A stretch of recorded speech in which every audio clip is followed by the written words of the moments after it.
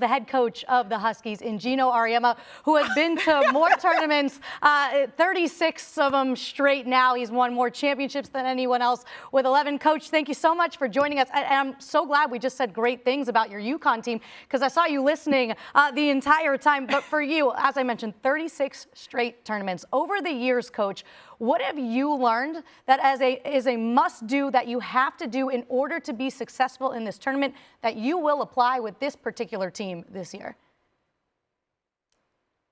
Well, yeah, some years are it's easier said than done. I think the mental part of the game, where your team is mentally, your key players, are they in a great frame of mind? Your role players, are they solid? They're used to coming in and changing the game. Are they okay with, being able to do that, in these high stakes games, where they may not be getting as many minutes, So I think the mental part of it is what separates the teams that keep winning and the teams that go home early.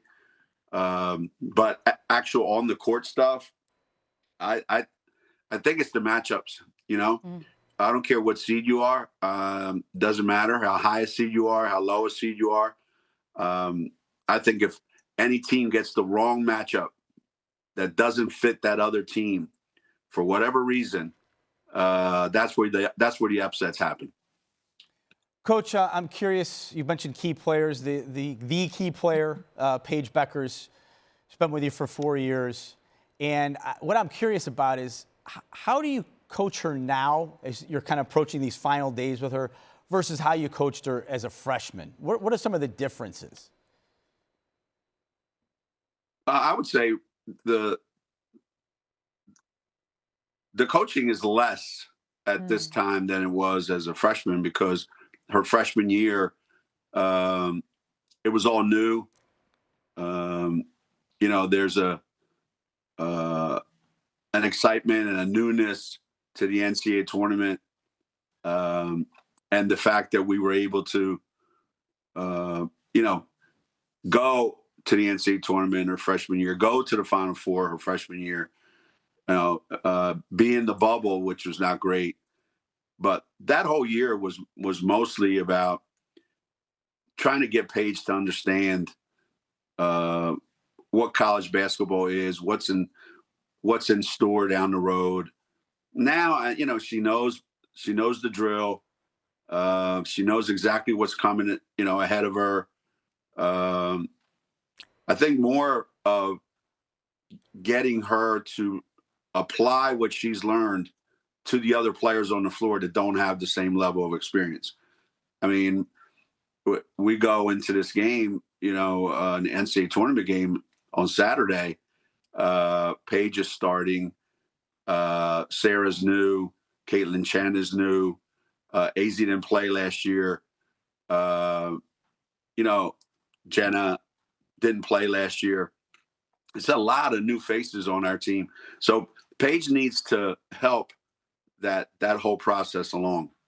Yeah, and you guys split the February SEC series, losing at Tennessee, but going to Columbia and having a dominant victory. So, Coach, what did you and your team do exceptionally well that you can maybe replicate for March Madness?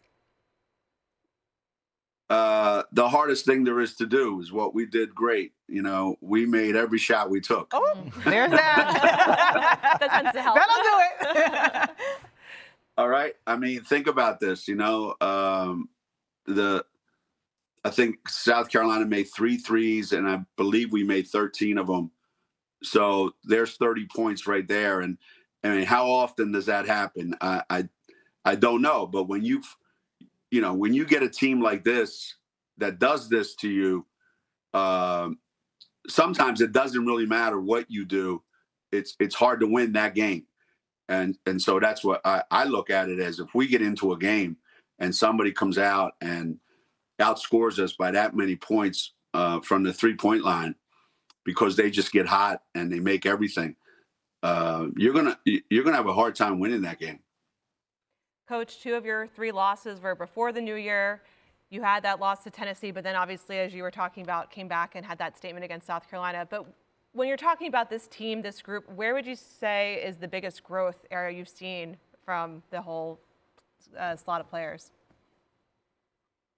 Well, up until the last game that we played, I thought our turnovers were at a level that was really, really hard to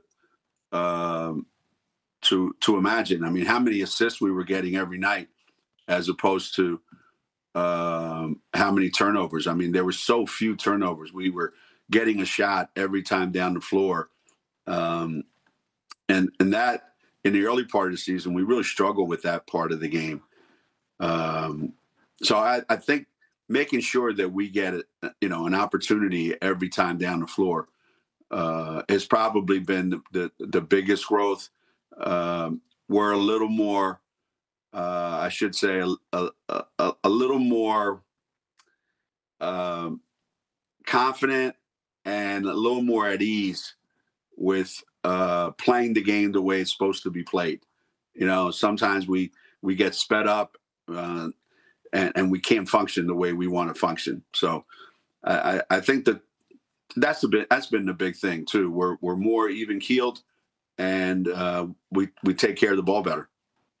Coach, from a human perspective, do you fill out a bracket like the rest of us, or do you just skip that part and just go straight to the X's and O's on the court?